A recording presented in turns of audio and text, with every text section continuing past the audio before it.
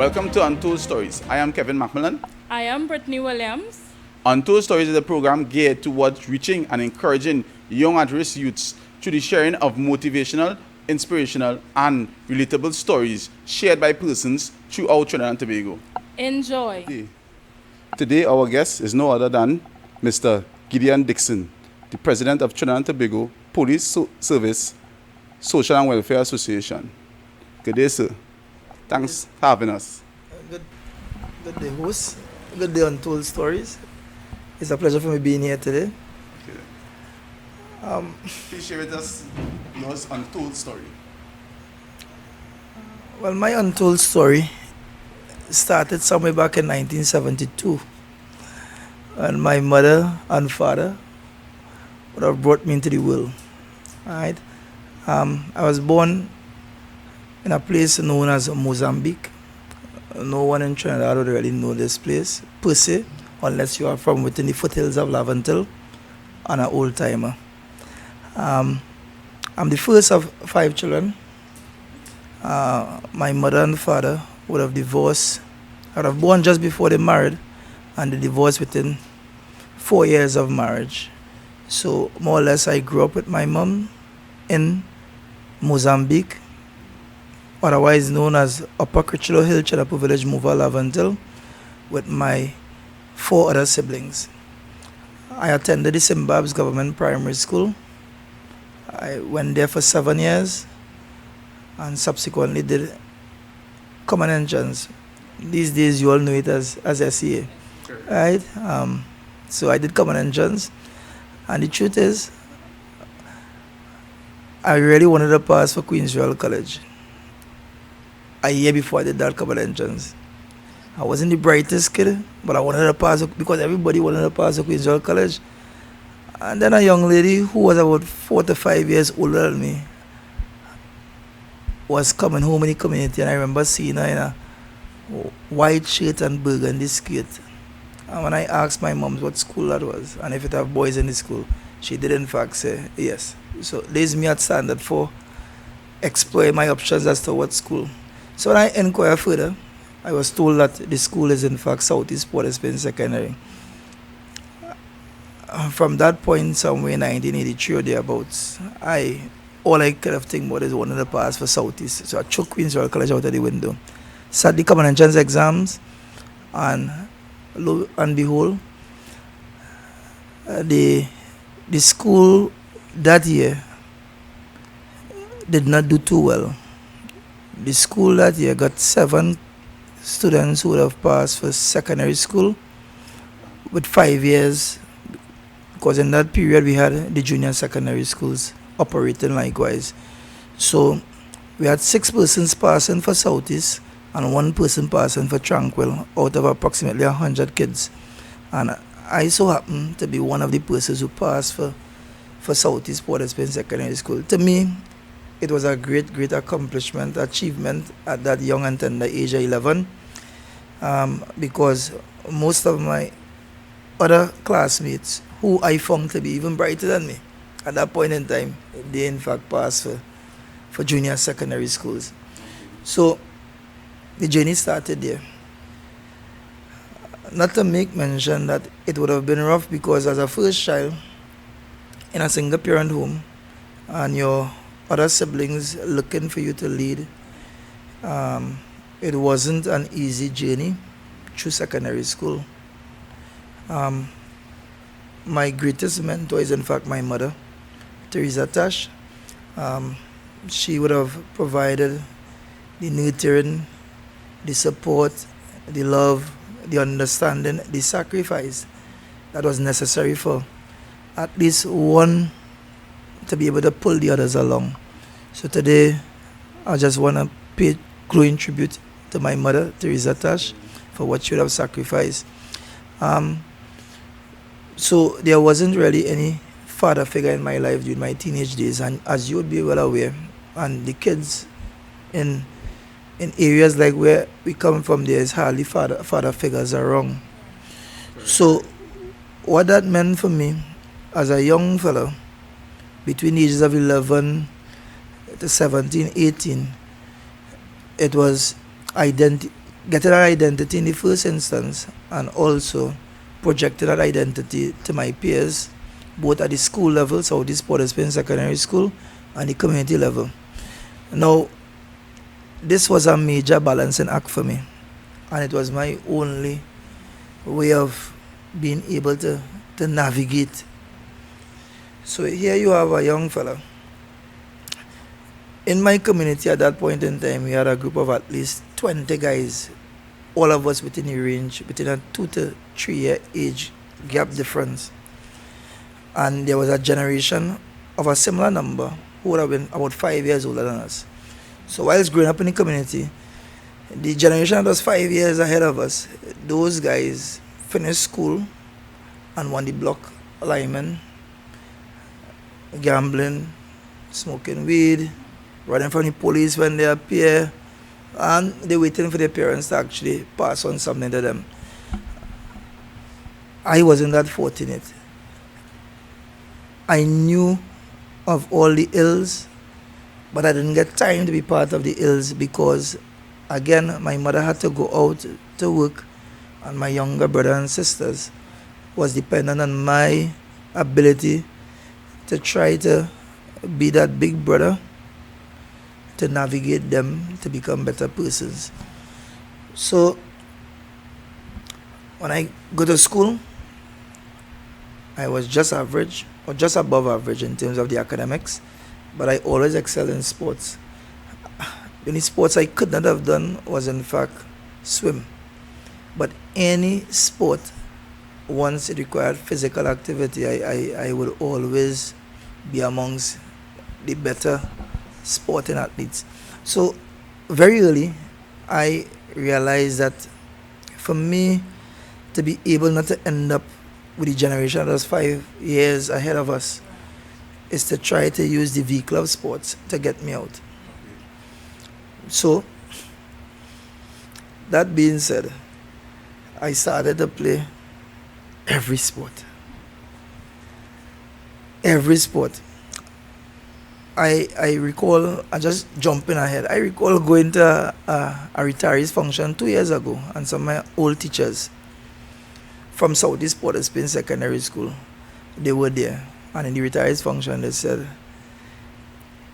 the greatest sportsman they ever saw in Southeast, as much as you had persons who would have gone on to represent both the school, the community in an individual sport, I was one of the only few persons who would have done that at several different sports. So I was a national badminton player at the junior level. I was a national hockey player at the junior level. I was a national chess player at the junior level. And I was a prolific footballer. And then I was a national volleyballer. So I played, so this is me playing sports, balancing school, going home and being a big brother, father figure, still having my close ties in the community, and I'm also singled out a fellow called Kenny France from my community, prolific footballer, 1 year younger than me. He had more support than me growing up because of the profession his father held. His father was a JP, so he always had finances to support, but he wasn't akin to schoolwork and stuff. So I identified early sports, and I also identified school. Now, the truth be told, having passed common entrance in 1984 for a 5-year school, which also had the opportunity to go and it could do A levels at the same school. Yeah, the thing was, try your best to propel yourself through academics and sports. So today I have a function to go to when I leave here with some old classmates from secondary school. We will be maintaining social distancing, but it's important to celebrate life and celebrate moments. All right, so I'll engage them sometime later.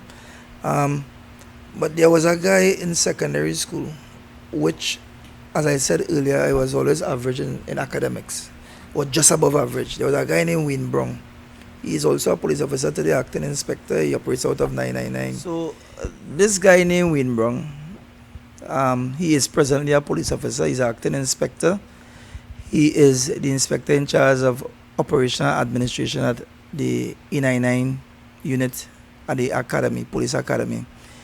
This guy brought out a different side of me as it relates to academia, because we had some gentleman wages for the different subject areas, and at the end of every term test to see who would beat who in test. So at Southeast Port Spain School, when I entered the school with 36 kids in the class, first test I finished about 24th. Wayne Brown finished in the teens. Second test I finished 21st. Wayne Brown finished lower teens, closer to the top 10. Taking my money all along the way, you know.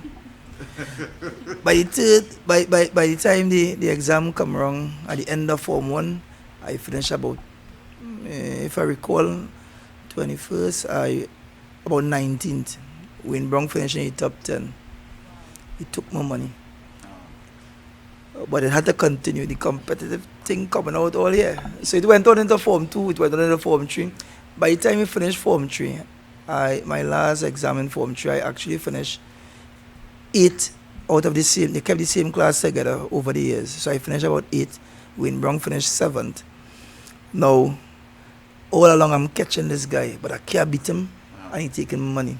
So when we went on to Form 4 and Form 5 as subjects, we did almost the same subjects. And it so happened that both of us passed the subject all along, all the time. So I couldn't really get no money from him. I never get back the money from him. But we did CXC exams in 1989. I was able to get 2 2s, 2 3s, a D and a 4. I was a little disappointed. I was in fact disappointed. I expected to do better. And the school itself expected me to do better.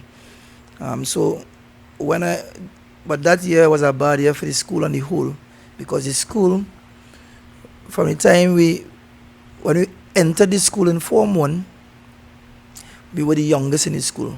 And then the school changed from being a 5-year, 7-year school to being where they only wanted to do Form 4s and Form 5s and Form 6, so to be a senior comprehensive in a kind of way. So with that taking place, it means that when we moved up to Form 2, there was no Form 1s. When we moved up to Form 3, there was no Form 1s, no Form 2s below us. So when we got to Form 4, the school reverted to bringing back in Form 1s. And no, actually, it's when we reached the Form 5. Sorry, when we reached the Form 5. And I must say that my wife, she would have been one of the Form 1s when I was in Form 5. Right? My brother, who is immediately after me, 4 years younger than me, he also attended Southeast Port Spain Secondary School. But he came in from Form 4 to the junior sec system, from Belmont Junior Sec to Southeast. Now, I got an opportunity because of sports to get a repeat. And when I got the repeat, the school only took back 10 persons.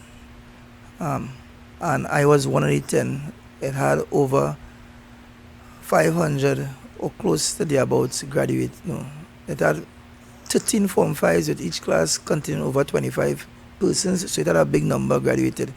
So when we graduated, they took me back because of sports, and other persons who did even better than me didn't take them back. And I went and I do exams again, and I got 1 and 5 2s.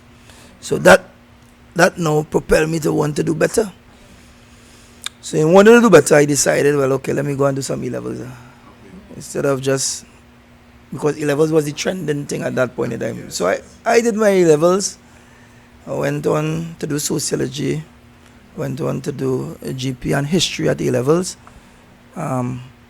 It wasn't the best grades, but it was the best experience, because even with that, as I say, I still was able to play sports at a high level. Okay. And with playing sports at the high level, my brother came into the fray of things, And I started to make a transition from playing all the sports to specializing in one. So I started to look at volleyball as a opportunity because it was a now developing sports in the country.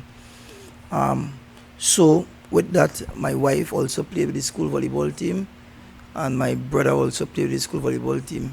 The coach of the team, let me make mention of 3 teachers who played pivotal role in my life in secondary school. One, Mr. Colin Thompson. He retired as the principal of Saudis within the last 2 years.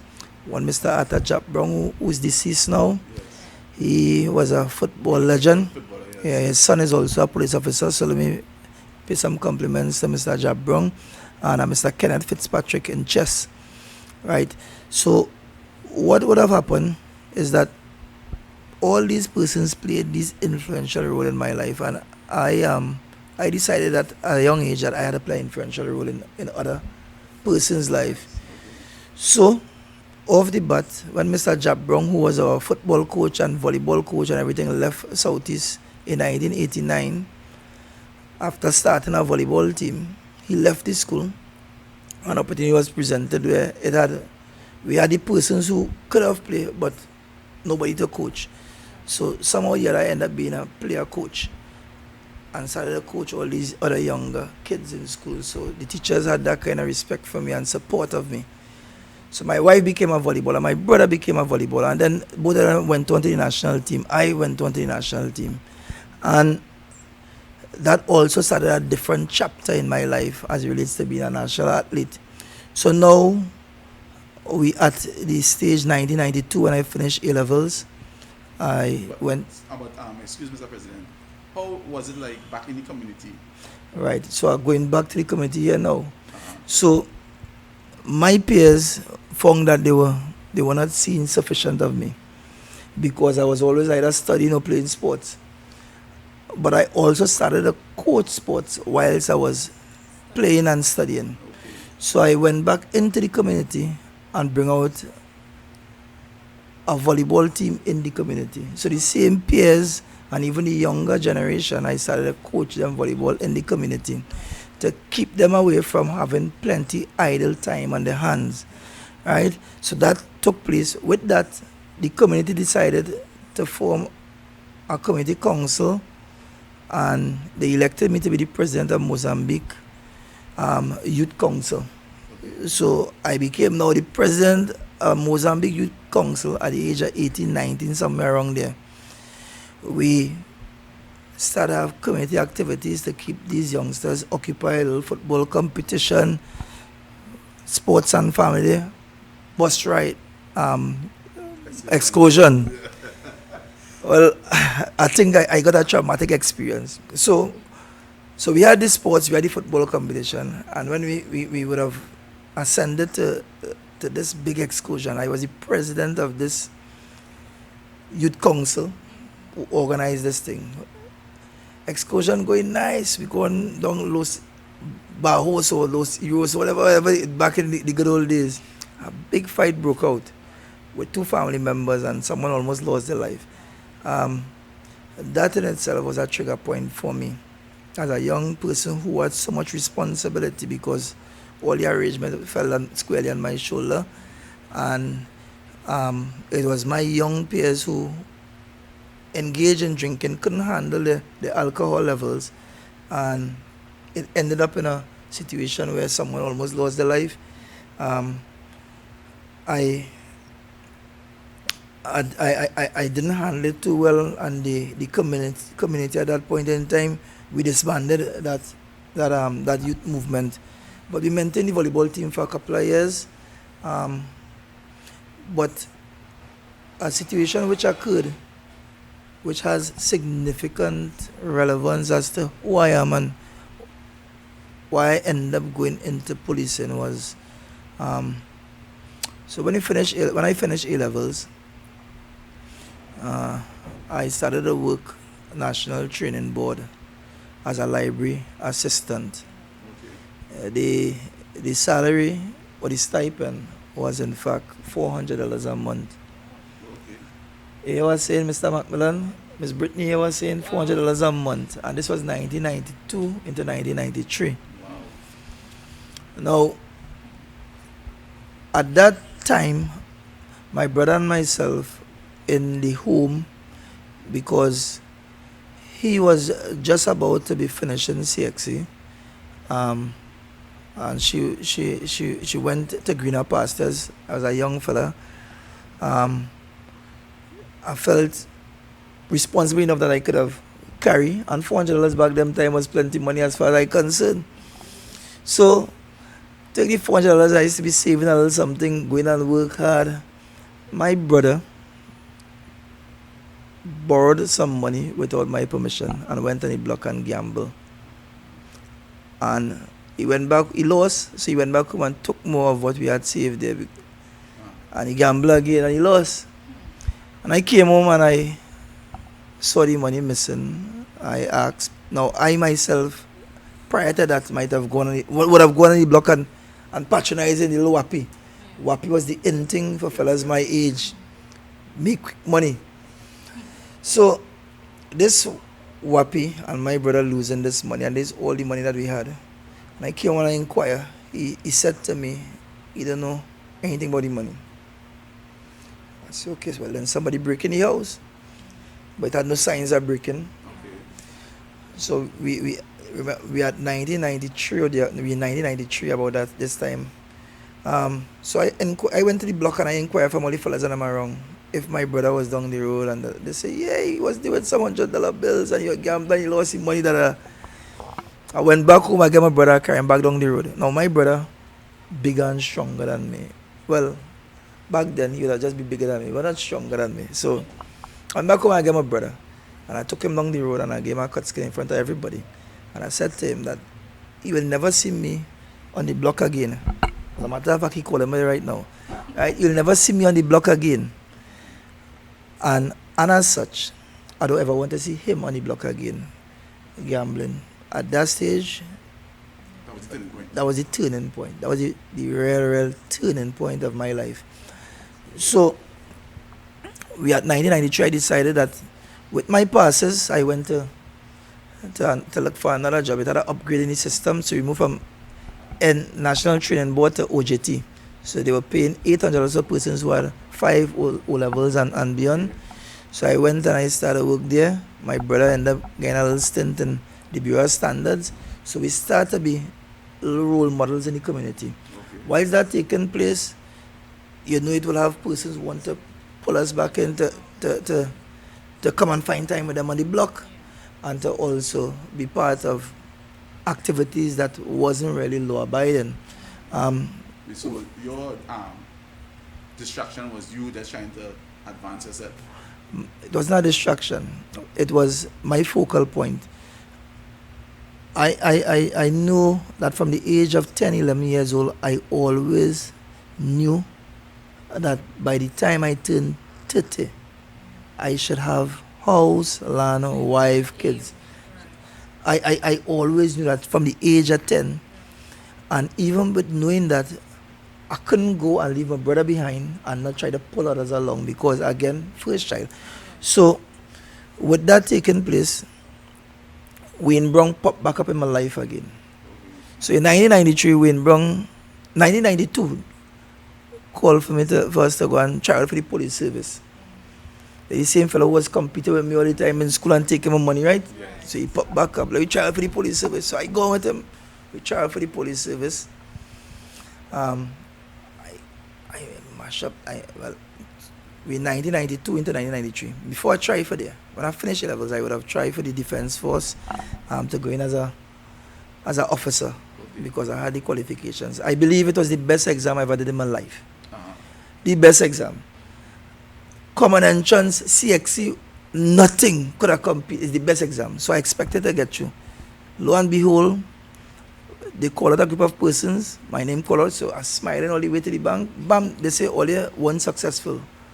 So some form of nepotism took place at that point in time. So now Wayne Brown called me at that low moment again because I was a little down, and we went and we tried out for the police service. In trying out for the police service, I was successful in all the examinations, and when we reached the stage of the medical, somehow the other that day I just couldn't see. the the eye chart from the distance that they had. And I didn't get into that batch. That was in 1993 batch, January 1993. So had I passed that eye test in the medical, I would have been a top 10 persons because I was very competitive again. That didn't work out. Wayne Brown got through, so he joined the police service. So he beat yet again he beat you. Yet again he beat me, he gone again. So that is okay, man. The man there. Another colleague of mine is a classmate from A levels named Derek Walcott. He also played a part in my life. So we tried. Later that year, that police examination again, both of us tried. I didn't know about it. He called me out. We went. We tried. I got through with all the stages. He did not get through, and he was another guy who was very, very bright, right? And the guys in my community was very, very athletic. Now I was athletic and academic. So yeah, right. So the guys in my community was more athletic. They weren't in the books too much, and then the guys in the school was bright, but they weren't into the sports world. So I end up in a quagmire. Yeah. So tried out with the police service. I got through. End up. But the same time I got through for the police service, I also got through for the teaching service. So we joined the barracks on the 1st of July 1994. That same day when I went in, my mom's brought a letter for me indicating that the teaching service would have sent for me to report to them to start to teach.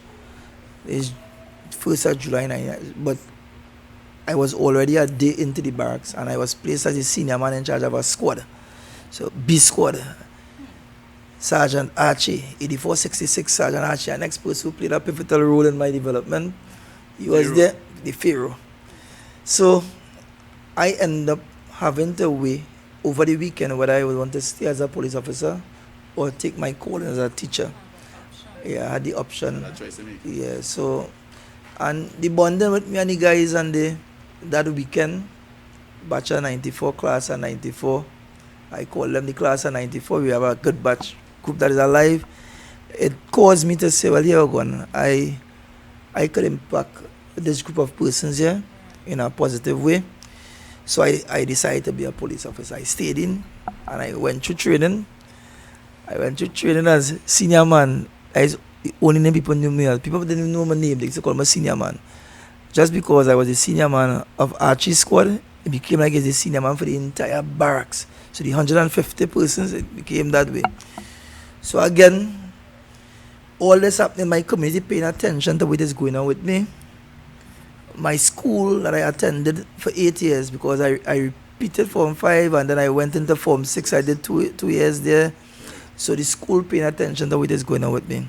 My community paying attention, the elders always putting me up on a pedestal. My family giving me the support. And I trying to bring my brother along and my sisters and they along. This went on. And it so happened that by 1994, I also was in a position, joining the service. I made the national senior men volleyball team to go to Bahamas, but I couldn't go because I had now going to the barracks. My brother went on to represent the country and my wife went on to represent the country as national volleyballers at a very young and tender age. So, when I finished training, I went back to volleyball as my preferred sports. When I went back to volleyball as my preferred sports, I went and I represented the national team. And then, in representing the national team, now you have more accolade in your community. So now the guys on the block, they seeing that I am moving in a different direction, not wanting to move away from them, but using sports as a vehicle to come out, right? Now remember I said earlier, I always had a plan to get at certain achievements by the age of 30. Now, I joined the service now. I started save and I started work towards achieving the goals that I had at the age of 10. Right, so I started. And Within 6 years of joining the police service, I was able to purchase my house. It is one of the greatest investments I make at a very young age. So I joined the service at 21, so by 27, going into 28 years old, I was able to purchase a home. I still reside there. So what I would have purchased a home with, you had to consider to be chalk and cheese now as compared to the price of homes now. But the price that the home is worth right now is considerably a lot more than where so it appreciated significantly. My roots was always tied in two communities. Well, three actually. Simbab's Government Primary School, which I didn't make much reference of at this first stage of this interview here, which I would bring in a little while. But more so Southeast Port of Spain. The motto in Southeast Port of Spain was nothing without labor. That motto, somehow or the other, signifies who I am today. I embodied that motto and I push. So you didn't hear of me speaking of my father because there was no father figure. But my father was an independent man who had several amenities to his disposal, which he didn't really pass on to his lawful children and stuff. He would have passed on to others, and he is revered as one of the best men that have on planet Earth. I could tell you that the community loves him, right? But he will come in the next part of this conversation here. So I work hard, use the brain, use the sports, pull the community of the younger generation to try to get them not to follow the 5-year generation that was ahead of me. So the younger ones, I caused that group to also see sports as an avenue to get out. And they of their own self to go on to become successful businessmen. So I could speak directly to a fellow called Colin Joseph, who is one from that generation who came within the 5 years after me, and Casey Belgrave, who came within the 5 years after me, who would have influenced both myself and my brother. Went on to become the most prolific volleyballer in the country for the last between the periods 1995 to 2015. He was revered as the best male volleyballer in the Caribbean, right? So he is well acclaimed. So the turning point for you and your brother was that night when was that day when he stole the money and went and played the wapi. the curtain was to set him straight and to set yourself straight. Set myself straight too. So we look at that, we look back and we laugh and so he was one that was saved, and I just made reference to two other young guys who were the generation after us who were saved, and we would have passed the baton on to that group for them to deal with this current generation that's going on there. Now, I forgot to make mention that whilst all these activities was going on with me, right, the in thing for my generation, having finished school and on the block gambling and who smoking the weed, and was to attract the young ladies. And there was a group of young ladies in and around our age too. And whilst I didn't have time to gamble and thing, I ended up having time to track one young ladies, and I got one of them pregnant too. So even while I was doing A-levels, someone was pregnant for me. So I have a daughter who will turn 28 in the next 2 weeks or so. So I was thrown into responsibility very early. Apart from my brothers and sisters, I had early responsibility, and even at school level. So wanting to achieve, I always had things pushing me to achieve, but I always embrace responsibility. Throughout. So here we go. We enter having a quiet home and place. Leave my mother home, left my brother behind, cause him to put things in place so he could live, cause my sisters to put it so they could also live. But my mother still resides in the community, so I have to always be going back there. So I am there like at least twice a week up to this point in time. And Um, that so the community, I am revered in my community for being one of the persons who within that age group of persons would have been able to achieve. I am revered also because I would have inspired others within the community to use their athletic prowess to achieve. In my school, Southeast Port of Spain, I was revered for being the most prolific of all the sportsmen and be afforded privileges that others would not have been, particularly when it came to the repeating, because a lot of persons who were even more academically sound than me, they won't, that songness, the school got no recognition for that. But when you play sports and you compete at that level and you go out and represent the school get recognition. So I had the balance. I always had that balance. But Mr. President, what you're saying there is something that have heavy significance because you don't see that anymore nowadays with people who may achieve things, don't go back to the community, don't go back to the school. Yeah. So Yeah. So I would say this, right?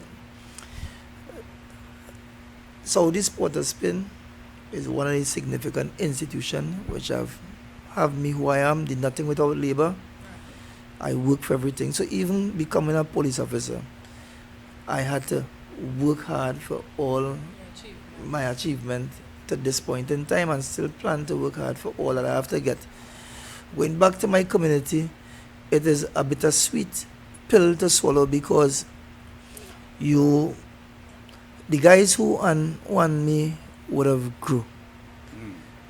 As close as we were close within our formidable years and even into our teenage years, you would feel that they sell themselves short because they didn't pursue the sporting pros as much as they could, or the opportunity didn't present themselves, and they only had one thing to reside on, which was sports, and the opportunity didn't present itself. Whilst I was a little more fortunate, I had other things. So it was sports and it was academia, right? And then representing the in chess, when I played chess caused me to be a very critical thinker and be able to see 3 and 4 moves down the road. So Mr. Kenneth Fitzpatrick, my best friend, was my teacher, and Mr. Fabian Samuel, who was my best friend in secondary school together with Wayne Brown, and Fabian was a national chess player for years. I became a critical thinker from young. okay. Right? So back to the community. There is in the community of the Mova Lavantil area, there is a stigmatization associated with it. So I learned and knew very early that in order to break this stigma, you have to be different and you have to be better because you start at a disadvantage. So even when I entered the police service, there was only one other person who came from the Lavantil area, a fellow called Joel Grant. He's also an inspector in the police service operating in the Western Division. We had our uphill battles because of stigmatization again, right? So people believe that once you are from there, you are associated with criminal activities or nothing to delinquent behaviors. Now, so I grew in the community, so I know how the community think. I went to Southeast Port of Spain Secondary School, East Dry River, for 8 years. So the school would have also been labeled to be of that nature, right next to Nelson Street. So for my developmental years, being a person who was different from the average, I saw, wanted to take my difference to inspire others. So one of the things I did very early was retired as a professional sporting athlete and become a coach. So I went on to become the youngest international coach in the Western Hemisphere, English speaking Western Hemisphere. I went on to become a coach in a internationally recognized coach. I got my certification as the highest level coach in the region in 2005. But my level 1 coaching certificate came in 1997. My level 2 coaching certificate came in 1999. They retired me as a athlete in 2003 and put me the coach national senior team as a young fella, and also had to coach national junior team. So coaching the national junior team in 1999 in volleyball, you had boys from all walks of life, all ethnicity, all religion. They would have come under my stewardship. So I started seeing myself as being able to use my fundamentals and impress, nurture mentor these young people from different walks. So it didn't stay within my community alone. It went on to this group of persons. So I took the very first national, this was the second national junior team of guys under the age of 20. I took them to Jamaica in 1999, coached them in this Caribbean Championship where we played against Jamaica on the opening night and beat them, which was historic because Trinidad had already beat Jamaica and anything. So, at least back them time and probably now still. We through sports, I went on now, became the coach of a club called Big Southeast Sport of Spain. So you remember I tell you that the Southeast thing have stayed with me. So I left school. We started a club in 1990. I became the coach of the club by 1991 in full swing.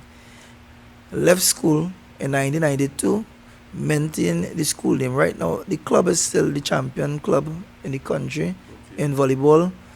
But through the volleyball club now, we have reached out to all the schools, well, not all the schools, let me put it correct. The schools that are hard pressed. So I would have started a program in Mova Lavantil Secondary School to reach boys and girls. I started a program in Success Lavantil Secondary School where the present crop of national athletes, what the creme de la creme has come from Success School. Akim Bush, Brandon Legal, those guys. And both of them are also police officers right now. I went to Belmont Secondary School, Woodbrook Secondary School, Southeast Port of Spain Secondary School, San Juan Secondary School. I also went into the primary schools. And here is where I started a program. I took leave in the year 2014 or 2016. I took leave and I went and I reached out to 6 primary schools, of one being my alma mater, Simbab's Government Primary School. Went back there and started a volleyball program with this school. I want to fast track with respect to Simbab's. Simbab's school would have changed considerably over time. And it is a school where my roots would have been planted. So I used to, back in school, all I know I could do was run fast, play wild sports. I was good at them thing. I ain't know how to study. I just know how to play sports. Right? Now, what happened is that within the last 2 years or so, a group of mine who finished primary school in 1984, we connected via social media. And over the last year, we have been giving back to the school by way of mentoring, by way of providing equipment for the musical development of the kids, by way of providing laptops. We have a foundation called the LRG Foundation, which we are been reaching out to the school. So we have embraced the school, the Simbab's Community School, to be an agent of, so we want to give back there so that the next generation will in fact be a lot better than the opportunity that we but at least walk through some of the paths that we have walked. So we have a group where Aletson Jackson, Rhonda Phillip, Chanel Collins and myself, We are the founding members of this group. We have been giving back to the school, giving back to the community via that means. Southeast Port of Spain Secondary School, I continue to give back there. My community home there. As the elders hear anything, know anything, they reach out to me. The guys, my generation, look up to me. The guys after me, people know me I don't even know about. So the story continues. And now, my journey in the TTPS was nothing easy. It was nothing easy as Mr. Macmillan could, nothing, but nothing good comes easy, and I welcome that too. So yeah, nothing without labor. It was a labor of love. So my first 6 years was in Port of Spain division, more like no, first 5 years. What you're saying there, President, when I think about it, the prestige schools that what we know of, these are what the ex-students do, but we don't get it on the low end of the government schools. And when you watch the prestige schools, you among Catholic boards and the Anglicans like the bishops and the St. Joseph's, the ex-pupils continue that trend. Right. So that is something that you start in there, and I hope it continues. Yeah. We were given some commendation even by the judicial the criminal justice system via the court, because the same group would have reached out to even send them the home up at Tagarigo there. We would have reached out and be assisting kids there, and they found us to be very genuine in our plight. Additionally, I'm a founding member of the Southeast Port of Spain alumni, which gone back and give back to the school. So we have a functional alumni there, which I would have inspired the current president. He was in my wise age group category batch, so I would have passed the baton on to him, because I would have started and he is now running with it, and we are giving back to the school in that way too. Okay. Right? And the principal who I spoke of earlier, Mr. Colin Thompson, himself together with his wife and the consultancy firm, giving back to the community there, and even Paragon Hockey Club, which goes back to the school community there, which I'm also a member of, would have been given back and have some programs which speaking directly to all these youths that are at risk. How could we impact them in a positive way? There is a lot of theory outside there, and I want to say this, and I'll use this forum. There's a lot of theory that persons believe that they have the resolve or they have the understanding what takes place in the community. But that is a far cry, that is theoretical. The community hands itself. The community hands itself, and the community takes umbrage to stereotyping. And that is the honest truth. Right? For you to understand what goes on with a boy or a girl on a day-to-day basis, you have to live their story. You have to live their story to understand what is take place. I strongly believe that more could be done, but the more that have to be done have to be those like myself who would have come from these same communities to go back in. Correct. And really and truly be that role model and be that beacon of hope and inspiration for the younger ones. That is the only way we could break the chain of, because what the person in the community only sees is the ills and who portrays the ill in the most glorifying manner. Correct. So that cycle could only be broken by those who would have benefited from the cultural values that the community had once upon a time, going back there and being yes, because the only way a culture could really be passed on is through positive communication. If the interactions are negative, then that is what you'll get.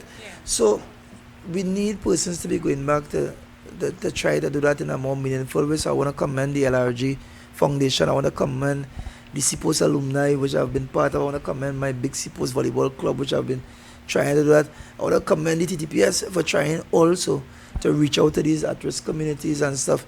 We need more corporate persons to do the same, because it impacts upon national security, but it also impacts upon you, the corporate person, from achieving what you had to achieve. So this will bring me to the next question. How is it impact on you, on your personal life? getting involved with all these volunteering, giving back to the community, the schools, and even creating certain organization institutions? Well, that's an excellent question. Um,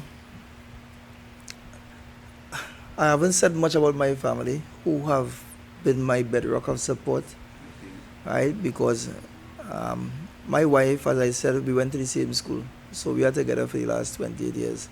So she have been there supporting me, and um, I have 3 kids presently at home under the age of 18 and under. So what will happen now? All my kids are also into sports too. So kids tend to breed or learn what they see, what they are exposed to. So my 18-year-old daughter is a national senior and under 23 athlete, and also under 20 athlete, whilst my 16-year-old daughter is in fact a national junior and youth athlete. And my son decides that he wants to, he will be an athlete, whatever, but he's not playing volleyball. He want to be a basketballer, so he believes that he'll be in the NBA. We here trying to support him. Now, juggling for me has been with me all my life. That's the honest truth. I have never been limited to only one activity or one thing happening at one point in time. It is always several things. So even whilst there's always something happening whilst something going on. So I did an associate degree in criminal justice between 2001 and 2004. Wow. I also did my degree in criminal justice between 2012 and 2016. I am also doing my master's degree presently. I am also the president of the Police Welfare Association, and I am telling you, That is not an easy task. to deal with the 6,000 to 10,000 officers and their issues bombarding you day and night, and the gentleman could attest. I answer my phone almost every time the phone rings as best as I can, or I return the call that I people need to hear and see. And I always see myself as the voice for the voiceless. Okay. Right, so a lot of who I am would have represent that. So from the humble beginnings, where Mozambique, nobody knows of Mozambique, but I am a product of Mozambique.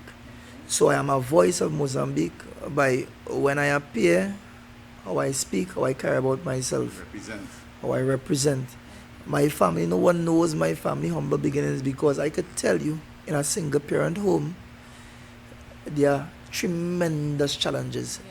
Economic, social, psychological, every single thing. No one knows those things.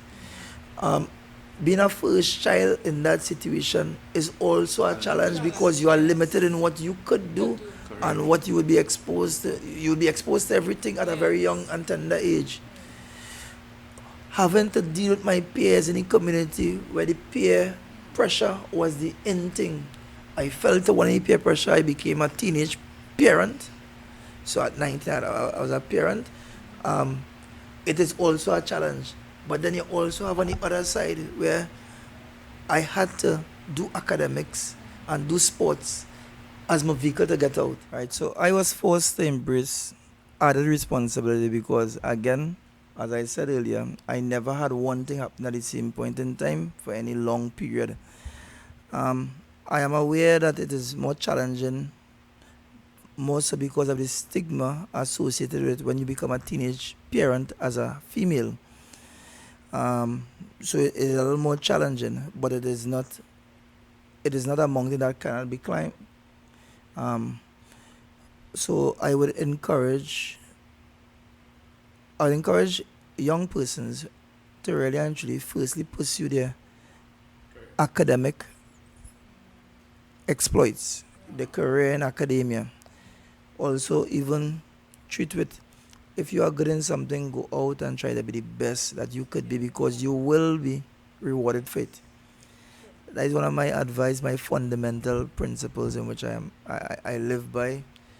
Whatever you choose to be, just be the best that you could be, and you will be paid and rewarded for it. Um, the the fact that teenage pregnancy is real, you cannot get away from it, but life is also real too. So my advice to young persons will be responsible. Do not limit yourself. Do not settle for where you are. Always project futuristically. Enjoy your moments, enjoy your youth, but be responsible. Alright, that is one of the advice Great advice. Some advice. I would want to leave Some advice from with the young president. people. Alright?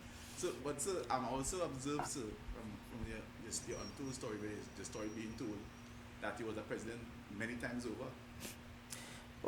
Well, I forgot to make reference that I am the president of Big Post Volleyball Club. Okay. Alright, and the club around since 1990. I I went on, so the police service also brought out a next axe, and nothing without labor in me to climb. So, being the voice of the voiceless, I end up in Northeastern Division. Before I go there, so I was in Port of Spain Division between 1995 and 1999. I was sent to Garden Emergency Branch. I got through, I went there between 1999 to 2003. In Garden Emergency Branch, it was an order. GB is we is GB, right? So you have to operate in a particular intimidating kind of manner.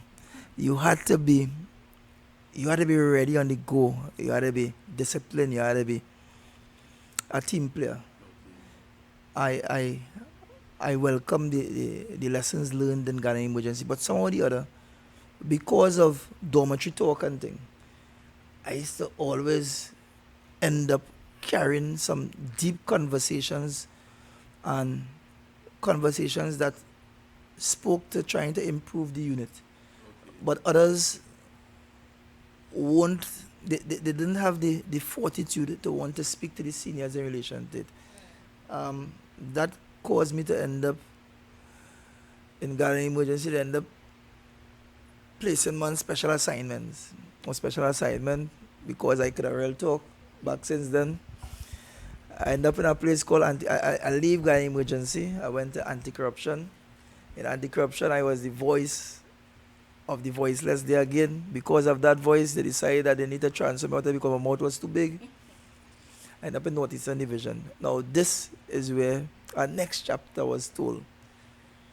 Northeastern Division, we had several different senior officers over that period. 2007 when I was sent there to when I left there in 2018. But somehow or the other, as the seniors change, regardless of which senior come there, the officers on the ground believe in my ability to represent them in whatever issue to the seniors, because they stayed far from it and they just bring it to me. And I was like a bush lawyer. I go and fight in cause left, right, and center. Then I went on to do a defense aid and become a central committee rep. So I did fighting. Always fighting for people. Sacrificing myself. And it so happened that by the time I became an acting inspector and I was posted out of Northeastern Division, I went to a unit called Child Protection. And when I arrived there, the persons expect me to fight for them, whilst they already had persons who were supposed to be fighting for them. But my reputation always preceded me.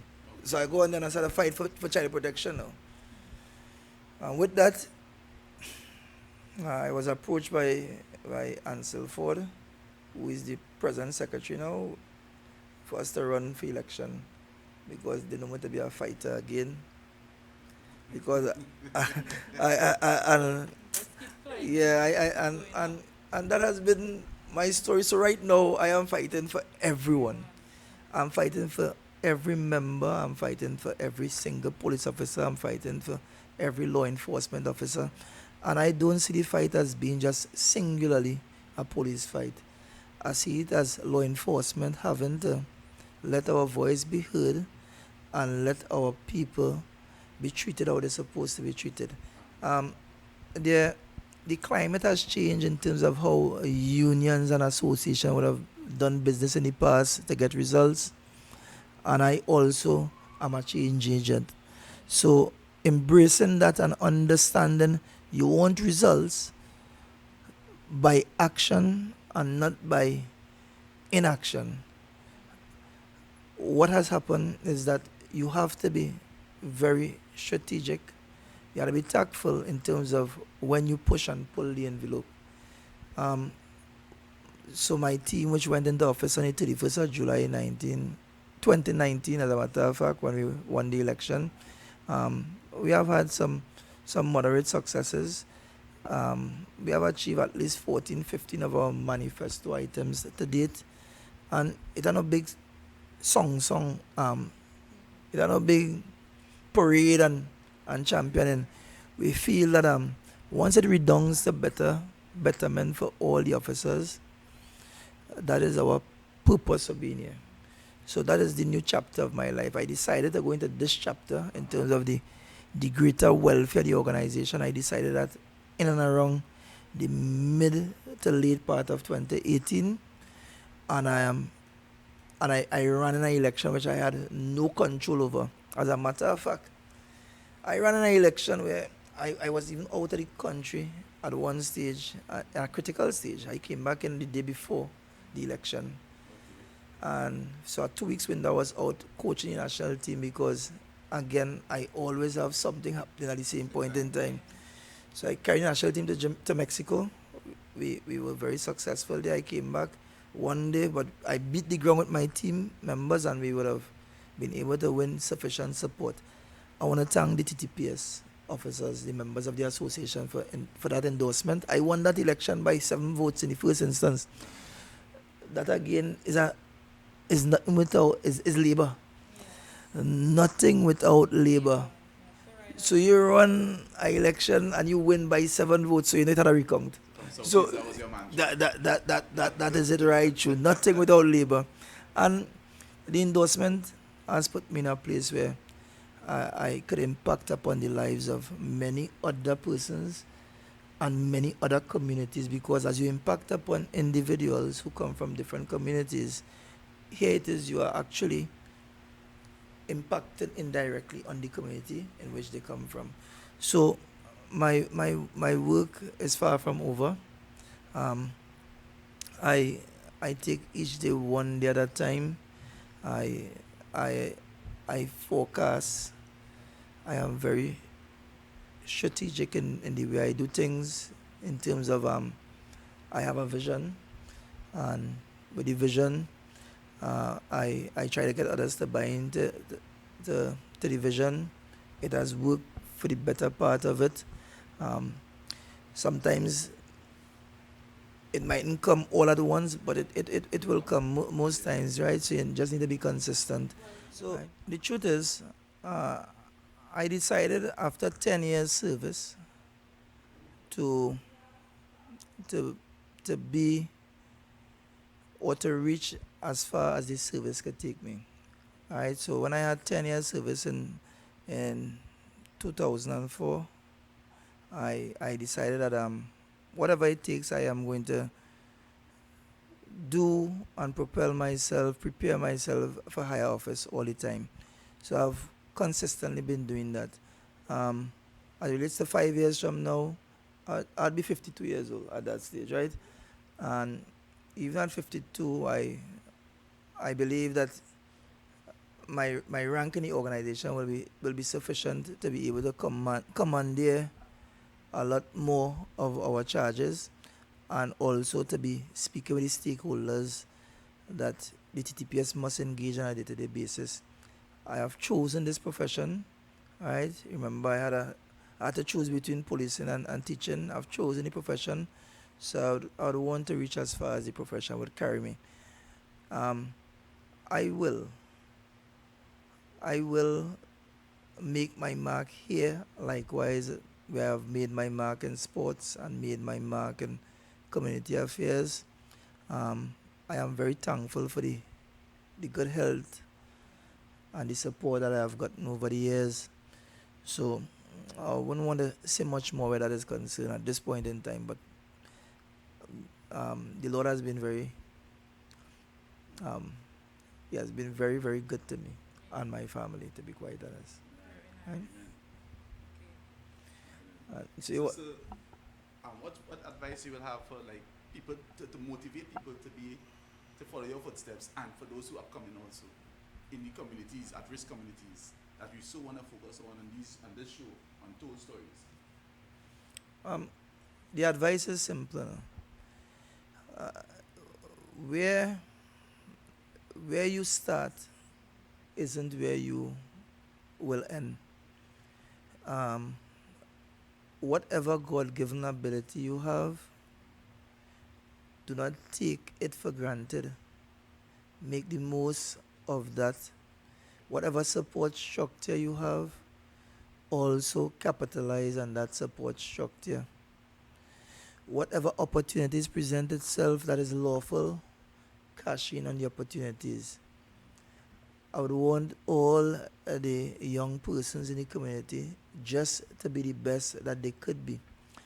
There is an intrinsic satisfaction that is achieved when you know that you did your best. If your best is in woodwork, just do it. If your best is in teaching, just do it. You will be acknowledged, you will be rewarded. No one has a blueprint in terms of where we will be in life, or how or how you will actually get there. So life is actually like that. It's a book that is waiting, the chapters are waiting to evolve. So do not limit yourself. We often say the sky is the limit, but your limit is in fact where you set yourself to want to stop. There is no real limit. Correct. Right? Nice, Thank you. nice. Yes. Yeah. Okay, go ahead. So President, thanks for entertaining us, and thank you for sharing your story. Thank you very much. Thank you very much, Mr. Macmillan. And thank you so much, Mr. President. Thank, It was a pleasure. thank you very much, Ms. Brittany. The pleasure was mine. You all are the first persons to hear my untold stories. And it was